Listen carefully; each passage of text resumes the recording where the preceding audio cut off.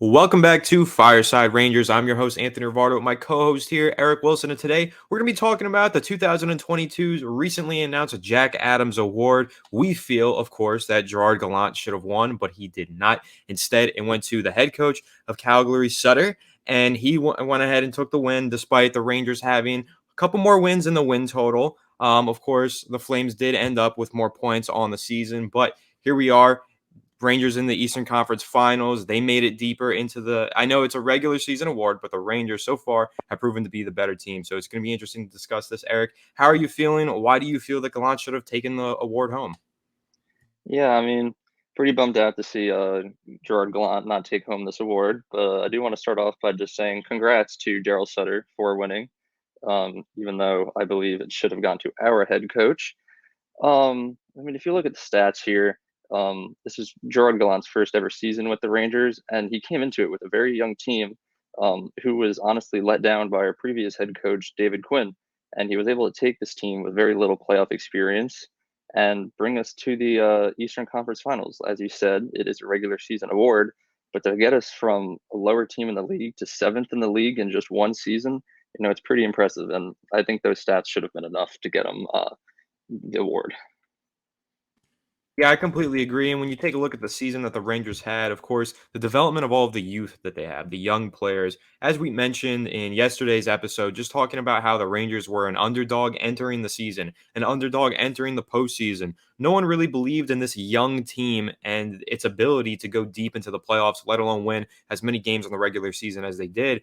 But Gerard Gallant was able to develop all of these young players. Look at the development of the kid line, for example. All these young players out there that are just ascending to stardom already. And a lot of that you have to give credit to the coach. You got to give credit to the coach for developing these young players and getting them to play up to their maximum potential already, even though they're very young.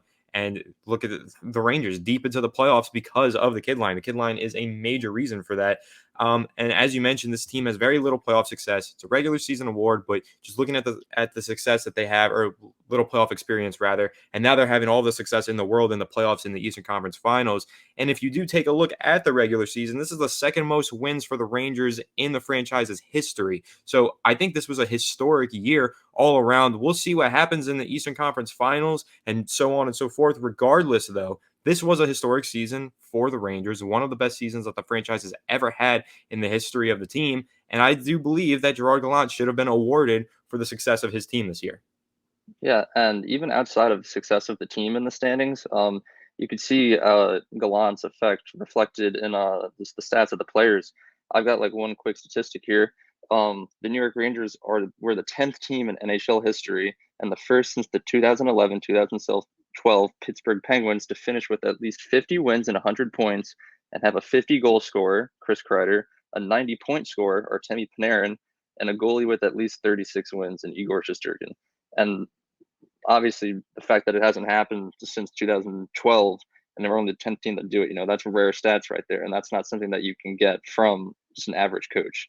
Gerard Gallant has proven himself in the past to be one of the best head coaches in the NHL when he won in 2017, 2018 with Vegas in their first ever season.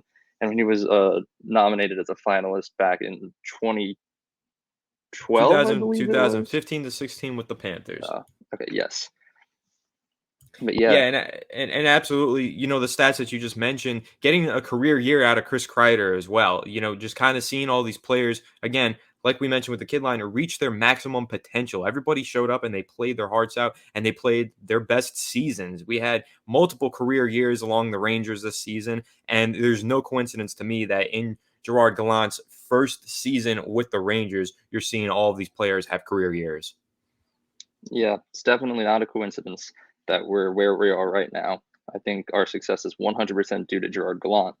Um, but once again, Daryl Sutter, he was able to take the Flames past the first round for the first time in a while and put up the second most points in their team history since 1989 when they won the cup. So big congrats to him.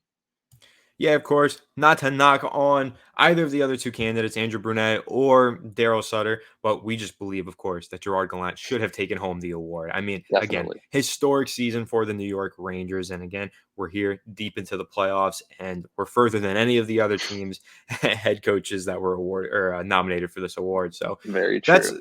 yeah, and that's our reaction to the 2022 Jack Adams Award. Let us know what you think down in the comment section below. Should Gerard Gallant have taken home the award? We think yes. Let us know what you think down below. And of course, stay tuned to Fireside Rangers for plenty more awesome Rangers content throughout the postseason and so on and so forth. Make sure to leave a like if you enjoyed, subscribe, and we'll see you in the next one. Have a good one, and let's go Rangers. Let's go Rangers.